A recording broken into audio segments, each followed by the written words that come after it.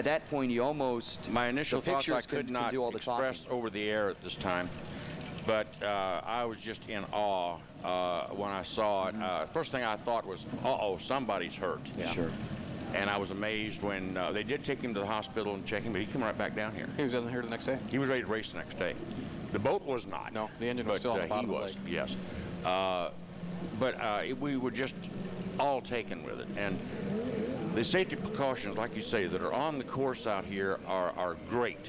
I mean, you let a piece of styrofoam get on that course, and they will shut the course down until they get it off. And I'm talking a small piece. They watch the spectator boats because they will try to crowd the course and keep them pushed back. The wakes. This is probably the most dangerous part of this course, is what they call the rollers. Those rollers can start miles away and come into this course. And when you get a fast boat out there and those rollers start coming in, he was ready to race the next day. The boat was not. No, the engine was still on the bottom of the lake. Yes. We were just all taken with it. And the safety precautions, like you say, that are on the course out here are great. I mean, you let a piece of styrofoam get on that course, and they will shut the course down until they get it off. And I'm talking a small piece. They watch the spectator boats because they will try to crowd the course and keep them pushed back. The wakes. This is probably the most dangerous part of this course, is what they call the rollers. Those rollers can start miles away and come into this course. And when you get a fast boat out there and those rollers start coming in, somebody says, well, they run on the ocean and those are a lot bigger waves. Well, those waves are all going one direction.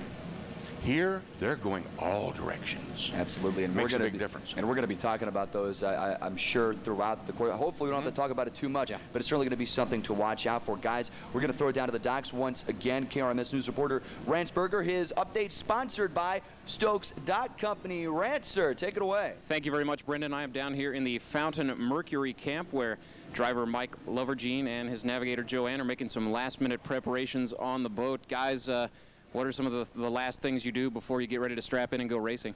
Well, the last thing we do is we changed the dry before we got here. Changed our props, just got her cleaned up and pretty much got it ready. We mounted a camera inside so everybody kind of see the video of what goes on inside the boat, and pretty much it. She helped clean the boat, and I can't think of anything else really. You know, just did some cleaning and got it ready.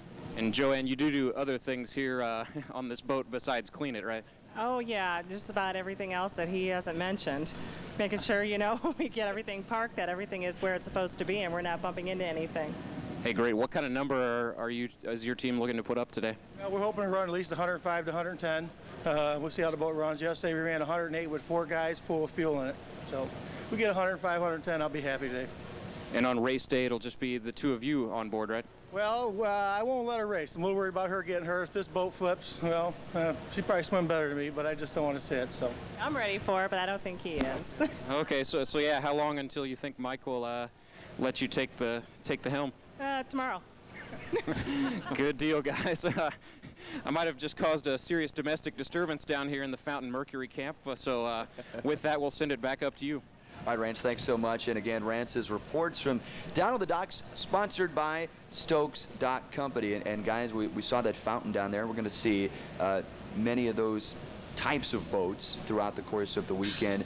And we heard 105, that's the type of average speed, Mike, that we can expect throughout for most of those type of boats? You know, it depends on what they have for power in them. Mike's boat was actually one of Reggie Fountain's personal boats, and that boat actually held a kilo record. I think it was 114.9, something like that. If you're watching on TV at home and listening on the radio right now, what we're looking at is Dave Callan